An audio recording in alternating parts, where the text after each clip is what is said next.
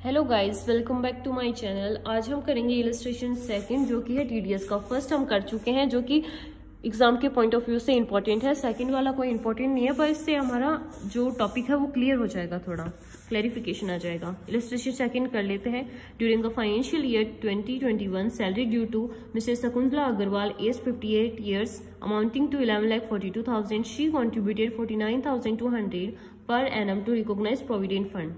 Shrimati Shakuntala has submitted the following information to his employer. Dividend from UTI दे रखा है, lottery winnings loss under the capital gain दे रखा है 18,000, 50,000 माइनस 12,000, और इसने टीडीएस 15,000 को काटा है लॉटरी विनिंग्स पर। फिर है she has submitted the deduction for donation 5,000 given to Jawaharlal Nehru memorial fund. Find out, जो कि 50% अलाउड है डिडक्शन के लिए। Find out the amount of tax to be deducted at source from salary under section 192 for the assessment year 2021-22 के लिए। फिर है taking into account other incomes. First जब हमें और सारी इनकम्स को लेके करना है। फिर second without taking into accounts other incomes, सिर्फ सैलरी के हेड से करना है। फिर एक्सप्लेन करना है जब वो न्यू टैक्स रिजिम फॉलो करता है तो क्या फर्क होगा उसके लिए। तो पहले हम उसकी इनकम निकाल लेते हैं। सैलरी हेड से दे रखी है 11,42,000, उसमें से हम स्टैंडर्ड डिडक्शन दे देंगे 50,000 की, जो ये इनकम बच जाएगी। फिर है अदर सोर्सेज से, क्योंकि कैपिटल गेन से तो ये लॉस हो गया था और कैपिटल गेन का उसी हेड से होता है, इसलिए हम उसको सेट ऑफ नहीं कर सकते।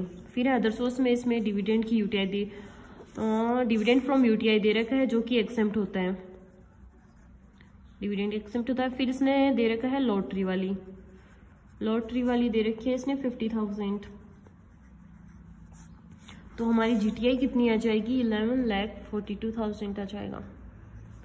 फिर उसमें से हम एक तो 80G की रिडक्शन है इसमें 5,000 वाली, उसका 50% कितना होगा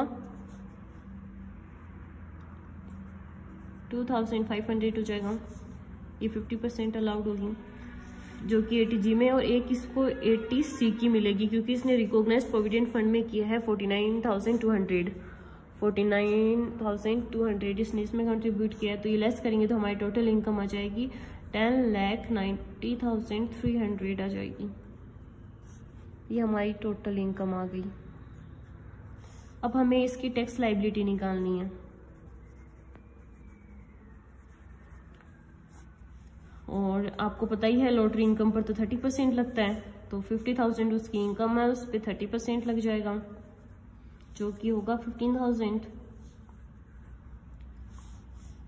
फिर जो रिमेनिंग है उस पर हम कैसे निकालेंगे, स्लैब रेट से निकालेंगे, जो कि 250 तक तो एक्सेम्प्ट है। फिर 250 पे 5% है। फिर जो नेक्स्ट 5 लाख है उस पर 20% है। फिर जो बैलेंस बचा, कितना बचा 40,300 बचा, उसके ऊपर है 30%।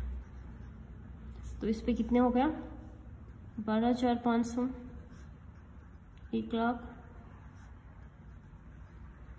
इस पे इतना हो गया। तो इसका इन तीनों का टोटल करोगे तो कितना आएगा 124,590 आ जाएगा। फिर इन दोनों का टोटल कर दो तो कितना बचेगा 139,590 बच जाएगा। अब इसमें हम 4% हेल्थ एजुकेशन से ऐड कर देंगे, तब कितना होगा 5,583 हो जाएगा, 0.6 ऐसे समथिंग होगा। तो टैक्स लायबिलिटी उसकी कितनी हो गई अब 145,173.6 हो गई ये टैक्स लायबिलिटी। अब उसमें से उसको टीडीएस काटना है। तो आपको पता ही होगा जब लॉटरी की इनकम 10,000 को एक्सिस्ट कर मतलब क्रॉस करती है तो उसके ऊपर टीडीएस करता है, जो कि रेट है 30%। तो फिर यहाँ टीडीएस कट जाएगा लॉटरी पर 15,000 का। अब कितनी बची है 130,173 बच गया। और अब इसको राउंड ऑफ कर दो, राउंड ऑफ करोगे तो आएगा, ये है 4 से कम है तो 170 हो जाएगा, 130 170 हो जाएगा। अब हमें मंथली जो हम सैलरी में से टीडीएस काटते हैं वो अमाउंट निकालनी है, कितने टीडीएस काटेंगे मंथली। जो ये अमाउंट आई है ना राउंड ऑफ करने के बाद में, जो ये अमाउंट आ रही है, इसको हम डिवाइड कर देंगे 130,170 को 12 मंथ से। तो हमारी जो मंथली कटेगी वो आ जाएगी 10,847। फिर इसको भी राउंड ऑफ कर देना, ये अमाउंट मंथली कटेगी हमारी सैलरी से और ये TDS हमारी उस पर कटेगी। अब सेकंड इसने क्या बोला था कि अगर वो न्यू टैक्स रिजिम फॉलो करे तो क्या होगा। जब वो न्यू टैक्स रिजिम फॉलो करता है तो ना तो ये डिडक्शन मिलती है ना ये दोनों डिडक्शंस मिलती हैं, तो उसकी इनकम अलग हो जाएगी।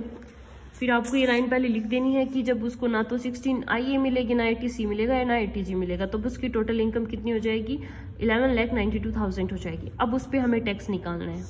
अब उसमें हम टैक्स निकालेंगे। लॉटरी इनकम पर तो 30,000 लगता ही है, सॉरी 50,000 पे 30% लगेगा ही। वो जो बैलेंस बचा है इसमें से 11,92,000 में से 50,000 लेस कर देना, जो 11,42,000 बचेगा उस पर उसने 250 एग्जेम्प्ट होता है, 250 पे 5%, 250 पे 10%, 250 पे 15%, बैलेंस पे 20%। ये न्यू टैक्स रिजिम है 5, 10, 15, 20 वाली। फिर ये आ जाएगी। फिर इसमें हम हेल्थ एजुकेशन से ऐड करते हैं और जो पहले किया था हमने वो TDS लेस कर देंगे लॉटरी वाला, फिर उसको राउंड ऑफ कर देंगे, फिर 12th मंथ पे डिवाइड कर देंगे तो हमारी राउंड ऑफ होकर अमाउंट इतनी आ जाएगी। तो यहाँ TDS हमें कम पे करना पड़ा है, पहले वाले में हमें ज़्यादा करना पड़ रहा था।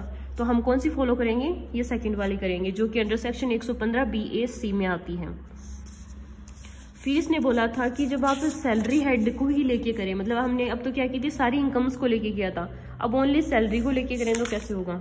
तो सैलरी की इनकम ले लो, फिर उसमें से स्टैंडर्ड डिडक्शंस दे दो, फिर ये हमारी इनकम आ गई GTI, फिर उसमें से वो 2 डिडक्शंस लेस कर दो तो ये टोटल इनकम आ गई।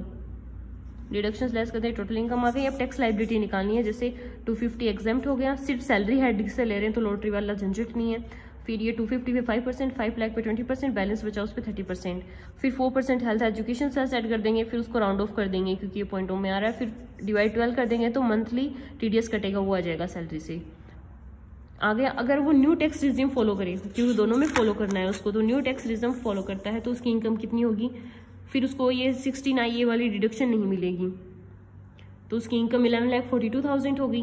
उसके हिसाब से देख लो 250 एग्जाम्प्ट हो जाएंगे, 250 पे 5%, फिर बैलेंस पे ये ऐसे करके सारा अब ईजी है, कोई टफ नहीं है।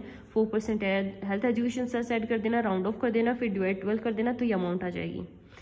तो इसे कौन सी, यहाँ पे उसका टैक्स हो रहा है 10,798 हो रहा है, यहाँ पे 8,962, तो वो कौन सी फॉलो करेगा, तो ये सेकंड वाला ऑप्शन फॉलो करेगा, बैक 115 BA-C वाला फॉलो करेगा। बस ये यहाँ लिख रखा है उसकी लाइबिलिटी इतने से, मतलब 10,798 में से माइनस कर देना 8,962, जो भी बैलेंस बचे मतलब वो उतनी टैक्स लाइबिलिटी वो का फ़ायदा हो रहा है उसको। ये इलस्ट्रेशन यहीं कंप्लीट होता है। Thank you for watching.